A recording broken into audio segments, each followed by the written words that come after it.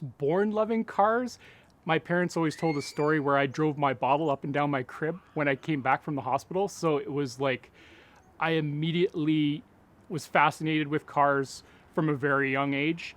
My grandfather is a little bit of a gearhead, so I guess I got it from him. I think they're an expression of my personality.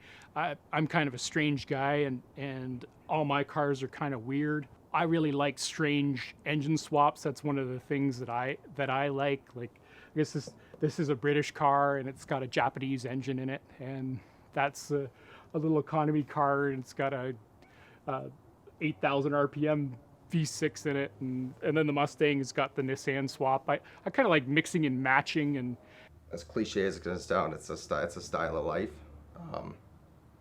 If that makes any sense whatsoever. You know, it is, if you're not a car person, it's hard to understand. A lot of people look at us like we're crazy. It's not just if you're into cars, you're into cars. You know, you're into a certain type of car. You know, you're into a certain era of vehicles, trucks, cars, motorcycles, you name it. You know, it's and everyone has their own thing. You know, I like my American-made V8s. Hence why I have this thing.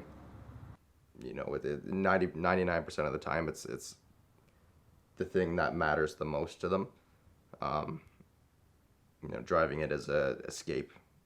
You know, whether you are, you know, on a road trip or you just get in your car in the morning to drive to work.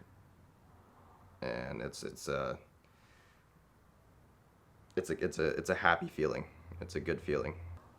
my whole life revolves around cars, and the car community to me, that's basically like my extended family, I would say. We all sort of know each other's cars. Might not know each other by name, but if you say, hey, you know the guy who drives this and this, you know, of course we're gonna say, yeah. It's like, and the car world is, it's funny. It's such a large world, but I go back to like, there's a theory that 6 degrees of separation, you're related to everyone on the planet by 6 people. But when it comes to the car world, you're related by like one person. So it's like 1 degree of separation. I was once at a car meet like hours away from my house, and they're like, oh, what kind of car do you have? And I'm like, well, I got a 78 Ford Mustang. And it's like, oh, my friend Dan, his buddy has one of those, and it's grabber blue with flat black on the bottom. I think it's a Mach 1. I'm like, oh, that's me.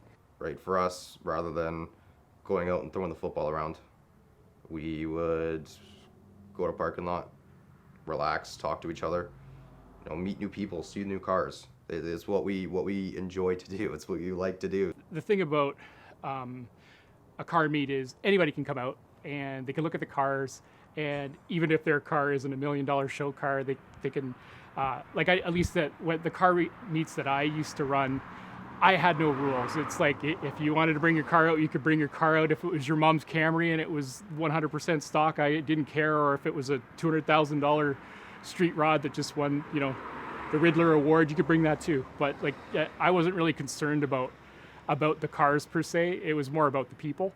And you can be super enthusiastic about cars and not have a, you know, $100,000 car for sure.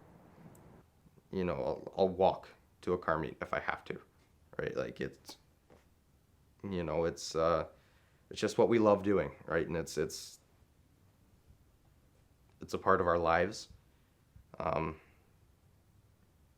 You know, I can never stop going to anything car related. It's just I don't have it in me. You know, each time is different, and every time you go out, you're always with your friends and your best friends, and you know, there are always memories and stories that will, you know, they'll last forever.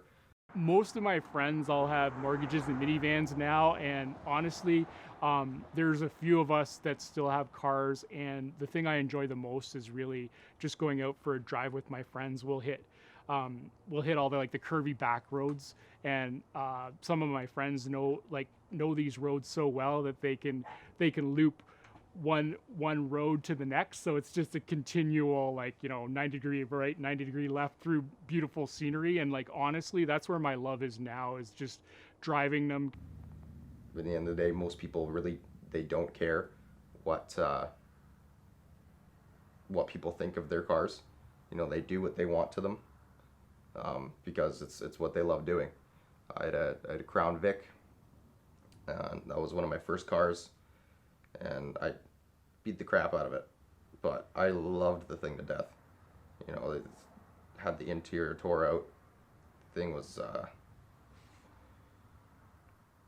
driving dumpster, I'll tell you that much, but I loved the thing, no matter what people thought of it.